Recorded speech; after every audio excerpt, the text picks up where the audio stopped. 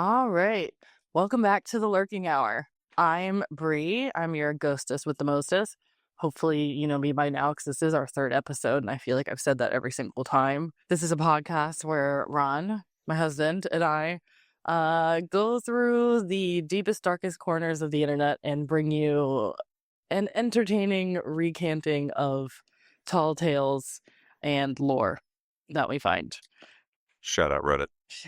Shut up, Reddit. Well, I guess without further ado, Sorry we're late by 2 days. that's true. Maybe we should probably touch on that. We are late by 2 days. This is not our full-time gig, obviously.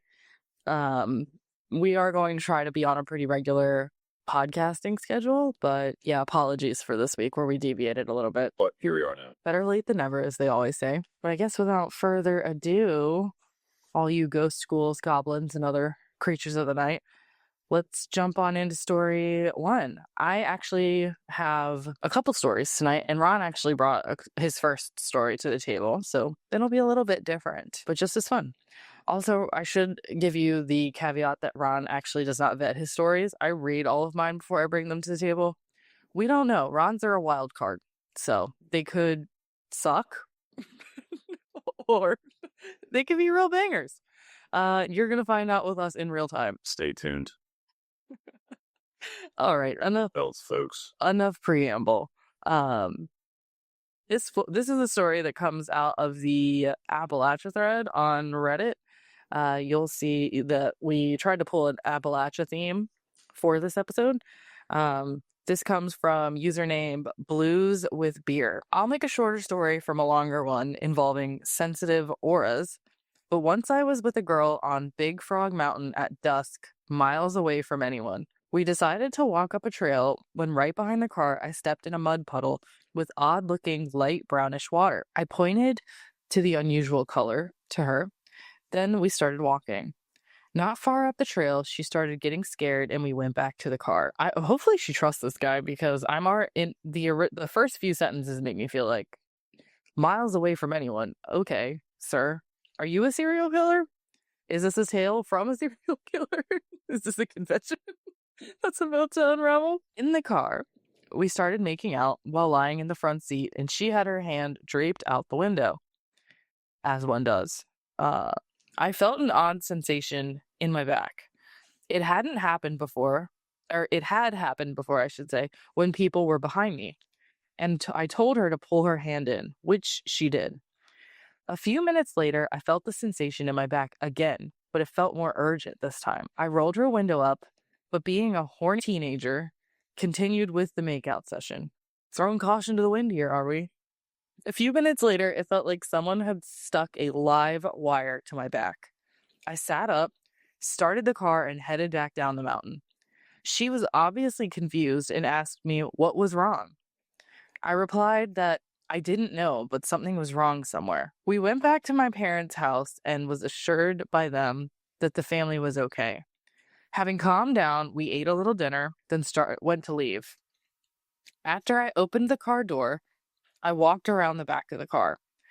While walking, I glanced at the back of the car and saw handprints the same color of the mysterious mud puddle on the car. The last one was over the back window, and it was obvious someone was watching us while inching their way to the front driver's side window. When I saw the handprints, it was like being hit with a lightning bolt, and I knew what had happened. Cold chills ran all over me. I got her out of the car, and as soon as she saw the prints, she knew too. This story is the absolute truth, so help me, and I will never forget it. This kind of reminds me of, isn't there a ghost story that people always tell each other about two kids making out in the back of a car and they hear knocking and then they get home and they see bloody handprints or something on the car door or something? It's a scary story they tell teenagers so that they don't go to these makeout spots by themselves. You give a mouse a cookie. All right, we're ready for mine. Yeah, I guess if you don't have anything to add. I mean, that was just an account. I don't know what else to tell about her account. She didn't really give us much. What were you looking for? Do they have sciatica? Do they have a pinched nerve in their back? Is there some sort of lore over this spot? She didn't give us any background detail. It's just a spooky encounter that happened in Appalachia. Sounds But like so a background. your theory is that she needs a chiropractor. Yeah. Or he needs a chiropractor. I'm assuming. Madville. Okay. Liquid gel.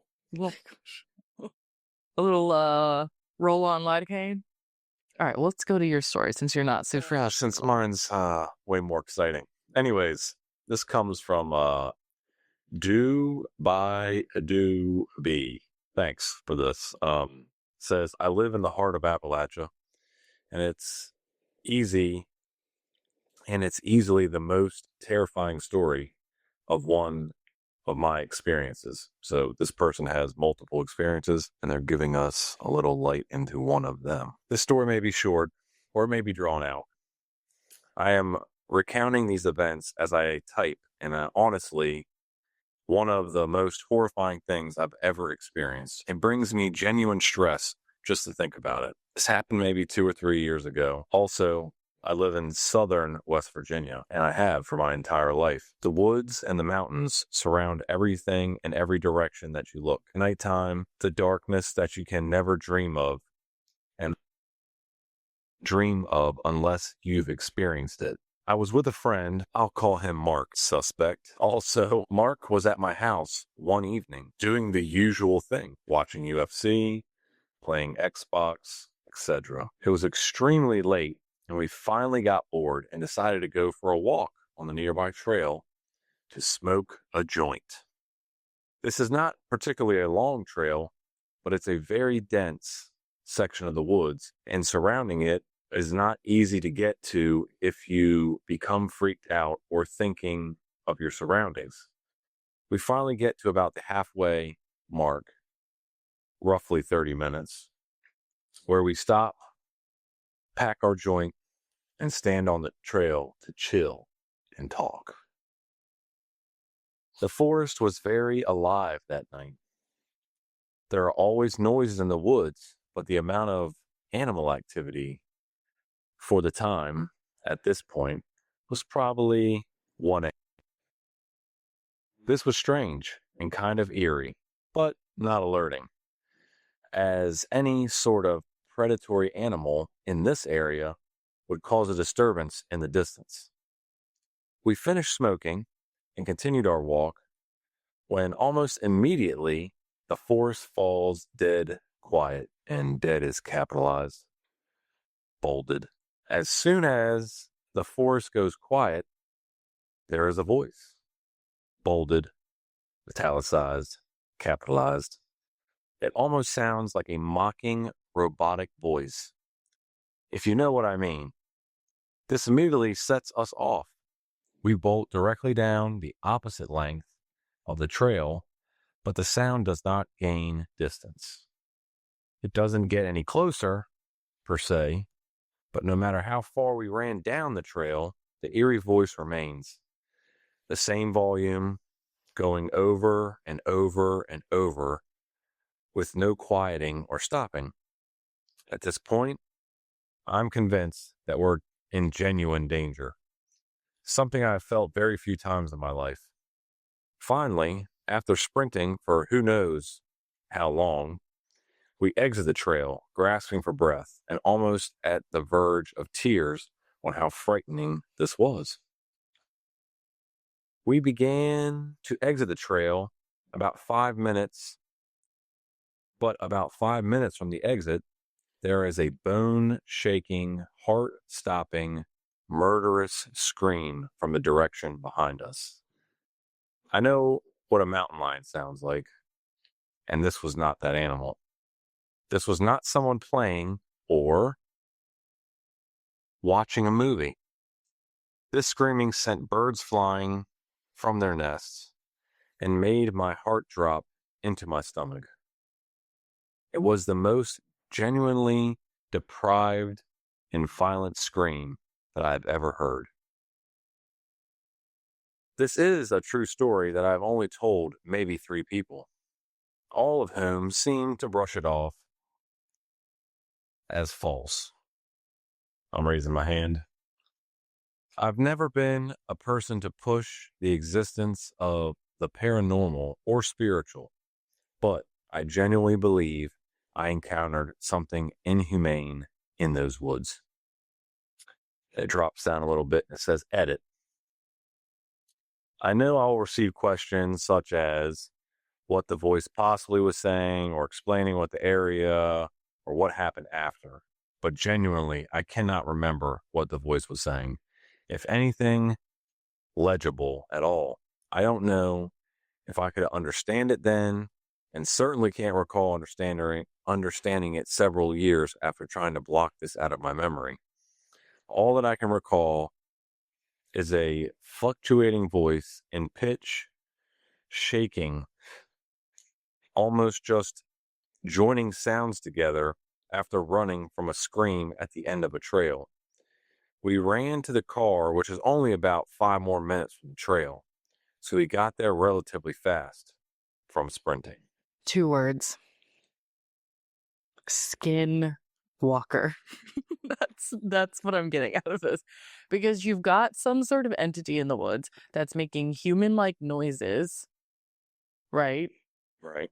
Almost like it's not quite human. So maybe it's like trying to entice you to come towards it. And then my theory is that it's screaming at you because it's upset because you're running the wrong way. It wants you back.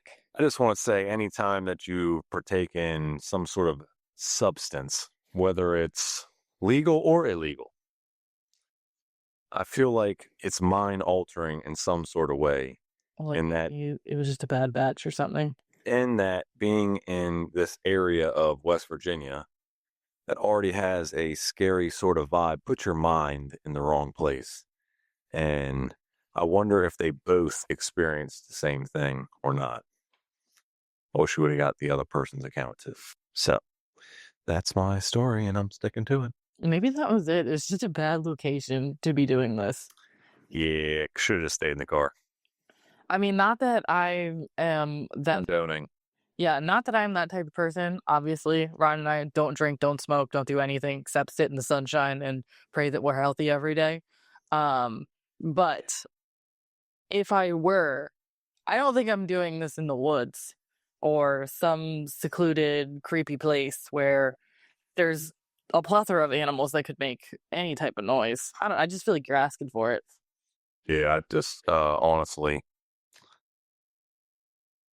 I think they might have got a bad batch. Yeah, sounds like it's circumstantially where they were was just bad. Yeah, that checks out. I will say that if they were sober, that like I full on believe in the flesh pedestrian narrative, if you will. That's my story, and I'm sticking to it. Okay. All right. Well, okay, team. Looks like I'm going to be carrying us for the rest of the episode since Ron decided that he was going to stop at one story. And it's a lengthy story and very important. Don't forget this. I'd just like to let you know, though, these are 45-minute episodes, and we need more content to fill the time. So next time. I can tell you about the time I cut through the butt crack of West Virginia going to Pennsylvania. I have a scary story. Please share with the class. No, you're next. Okay. Ron's just teasing his own scary stories now. All right. Let's move on to the next one. This one is from responsible-layer 799. I don't know if that's like your responsible egg layer. Like, is he a chicken? I don't know. That's what. Shout out egg layer 799. That's the vibe I'm getting from that username. This post might be dead, but maybe somebody has had shared a similar experience and is also hoping to find some sort of explanation. About 15 years ago, me and a few friends were playing some game. I think it was Manhunt or Ball Tag, and the sun had just dipped over the horizon. It was weird. It was that weird time where in an open area with nothing blocking the sky, you could see reasonably decent, but the woods were dark. So playing a game where hiding is the main objective, me and one of my friends climbed a hill and dipped just into the shadows of the trees. We laid there in a sort of divot in the ground, heads peeking over the lip, watching our other friends search the area for us. We could easily see them all then, but out of nowhere in the woods behind us, we hear this music. My buddy describes it as a marching band, but that doesn't really fit. It was like a steady drum beat, like you would hear as a Native American ceremony or celebration. and something that may have been singing or chanting. And I kind of think the instrument is called a rain stick, with the subtle sound of a large group walking. And this is the part that confuses me the most. If it was just what I previously mentioned, I could have explained it away with the history of the land and the tribes that once lived there. But there was one more instrument mixed in with this music that, if I heard in any other setting, would have been a beautiful melody. But given the setting and the harsh and unmistakable sound of a bagpipe, it got louder and louder. And then as suddenly as it started, it vanished, terrified me, and my friend jumped up from our spot and bolted towards the safety of the yard that still has slight visibility. Our other friends, who were standing and staring in our direction, the direction of the music, ran towards the house before we hit the ground as we jumped the steepest 9 to 10 feet at the bottom of the hill. We spent the rest of the night talking in hushed whispers of our experience. I apologize for such a long post, but last night this memory came out of nowhere and kept me awake all night. If anybody has any idea of what might have been behind this incident or has had a similar experience, please let me know.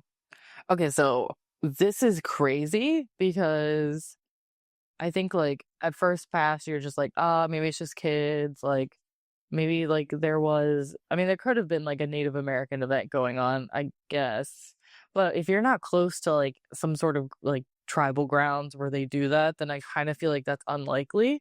It does kind of remind me of back home, where I grew up. Remember Broad Creek?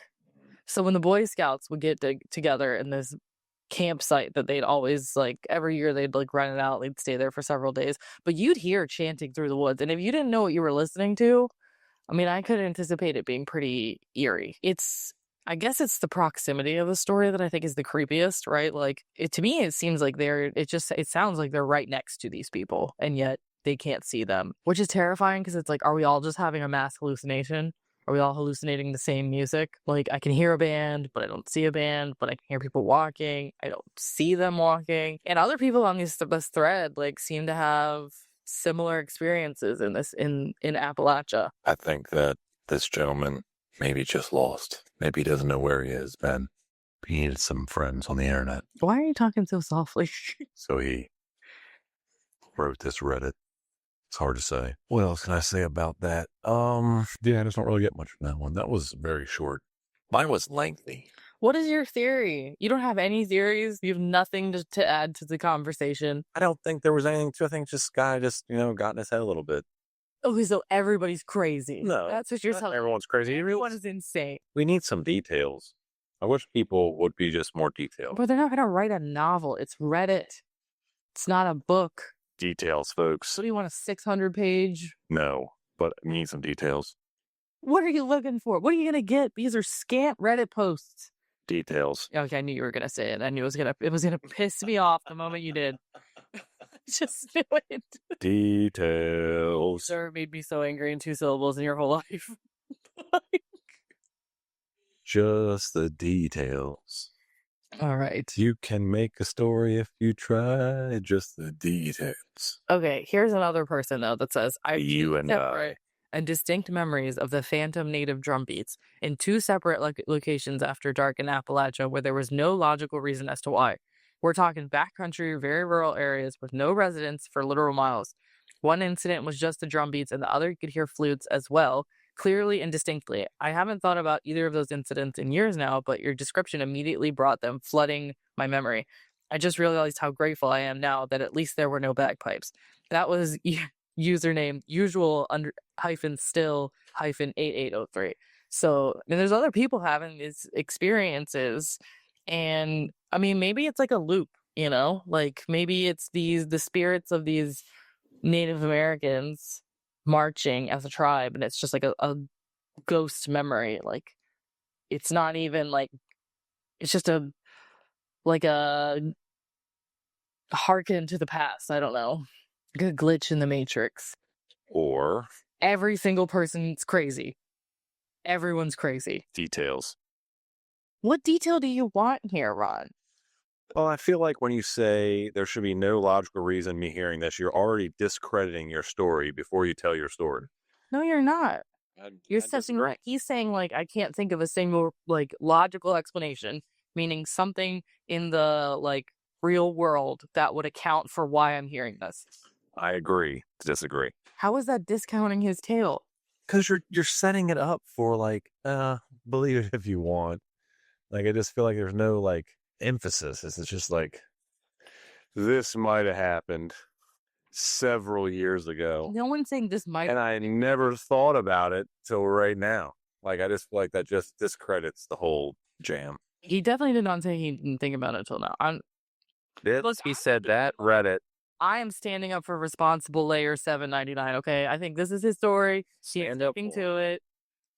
He could have not contributed at all. Contributing vague information is like contributing no information at all. What was vague about this? He's very, very detailed. Talks about the rain sticks. Talks about how it's like a Native American ceremony. Even brings up the bagpipe. I mean, I feel like he's being pretty descriptive here. More details. Okay, well, I'm going to move on to the next one, and I'm going to need you to do better. On to the next one. Marching. All right, this is from undead_octopus. My name's Octo. I'm from Michigan, but I love Appalachia. The mountains are in my blood. Not to mention, it's the most beautiful place on earth. My grandfather and many generations of my family before him were from Boone County, West Virginia. Anyway, the preamble is mostly irrelevant, but that's the reason I'm in this subreddit. The story doesn't entirely take place in Appalachia, but could have easily ended there. Ooh, that's ominous. Yeah, that's ominous. A few years ago, one of my friend's parents paid me to pick their daughter up from New York City and bring her back to Detroit because she is somewhat disabled, and she had missed a few Greyhounds that they had already booked for her. The drive to New York City was relatively uneventful. I got pulled over for having a headlight out, slept in my car at a rest stop, and woke up in western Pennsylvania to a misty mountain sunrise. I get to New York. The traffic sucked. Yeah, well, it's New York. What did you expect? Shout out New York traffic. And there was nowhere to park, but eventually I found my friend. She loaded her stuff into my trustworthy HHR. It's a good Honda product, I believe. Smart choice. HHR? No, that's like the small Honda SUV. The Honda HHR. I'm thinking of It's smaller than the CRV. I'm thinking of the Chevy product as H in it. What is this Chevy H? I think it's HHR. Oh, maybe it is. I don't know. Now I feel like I have to Google it. Let's Google it. What is HHR? Chevrolet product. Yes, it was a Chevrolet product. All right, I take it back. That's not a good. Roland, you're going to make this very difficult for me to edit and post. I don't think the HHR is trusty. It's just my thing. That's the thing that looks like a PT Loser. It is the bread box or toaster up and look. Yeah, not really a fan. Reminds me of the PT Loser Ian and I were driving around in when we were teenagers. Gotta love a Chrysler product. Okay, so she loaded her stuff into my trusty HHR and we were off. Pretty much everything was going all right until we decided we should stop and rest again in the mountains of western PA. That was your first mistake. Don't rest there. This sounds like, I just have to say that, like, okay, I remember this story now, and this sounds exactly like something we've done. So, like, I could see this happening to us. In fact, it probably has. But, so, she loaded her stuff into my trusty HHR, and we were off. Pretty much everything was going all right. Okay, blah, blah, blah. I already hit this part. Again, in the mountains of western Pennsylvania. Initially, we chose a Walmart parking lot so we could get food, have access to a bathroom, and so that if something did happen to us, there would be cameras. But there were a few shady cars that seemed to take interest in us. So we decided to push west and sleep at a rest stop instead. Been there. Done that. All the t-shirt. Literally. We tried that. When we got there, we had some snacks and just BS'd till dark so we could safely go to sleep. But then I noticed something. There was a car sitting in the parking lot of the rest stop that looked eerily similar to one of those shady cars we had seen earlier. A newer Jeep brand SUV. White. I debated for a few minutes whether we should worry about it since there were probably tons of people who drove those before deciding to keep pushing west. Exhausted, barely able to drive, potentially paranoid, but motivated to find somewhere safe to sleep. Eventually, we found another Walmart and parked somewhere distant from the door, but not so distant that we were invisible. We talked, and eventually we were almost asleep until another white Jeep Compass pulled up right next to us. I saw his eyes, and I'll never forget them. They were cold but hateful. Barely awake, I slammed the transmission from park to drive and floored it. And that's when the engine blew up, and we were left stranded in the... But I'm just kidding. I'm just saying, I'm not counting on the HHR for a speedy getaway. He floored it, heading straight for the highway. We flew through the mountains, but couldn't lose the brand new Jeep on the highway. Eventually, we decided to get off and try to lose him by zigzagging and changing roads, heading southwest instead of due west, as he probably presumed we were doing. After daybreak, we found ourselves in a small town with a busy Wendy's or McDonald's or something, where we finally got some sleep. That night, I was either paranoid as all hell, which is entirely feasible, or we were followed for well over 100 miles. Either way, it was the most terrifying thing to happen to me in the mountains so far. We've been followed. So It happens. this hits kind of You never know if it's you or they're just mistaking your identity. Yeah, it's kind of crazy. or they just have road rage and the littlest thing about you made them upset, and now they're making it their vendetta to come after you. Yes. Ron Road rage is a thing. and I were driving home one night from the movie theaters in Virginia, and we were just on the highway in my car, not doing anything. We were in the slow lane, matter of fact. We were not even riding the hammer lane and clogging up traffic or anything. We take our exit to go home, and we notice that there's a car following us pretty closely, if I recall. And I don't remember if it was me first that realized it or you were the first one that realized it. It was probably you because you were driving. Yeah. I think you probably recognized it in your rear view. So Ron and I made the executive decision that we were not going to stop at our house because Yeah, we don't know who these people are. the last thing you want to do when you're being followed is take them straight to your home where you live full time. And we rolled through our neighborhood, drove right past our house, and basically cut to the other side where there's a light. And Oh, no light. We were on a side street. we were on a side street, but it was an intersection. Yeah. A lengthy intersection where people really would get up to speed fast. Yeah. So oncoming traffic was calling. They were coming. And that truck or whatever it was behind us was right on top of our bumper. You probably couldn't get a sheet of paper between us with how tight they were on our bumper. And we didn't know what was going to happen next. If they were just going to try to get out and do something, if this was some sort of weird gang initiation that was going on, because that was big at the time when we were living there. If you flashed your headlights at someone, then they were gonna mark you, and then you were gonna get hurt somehow.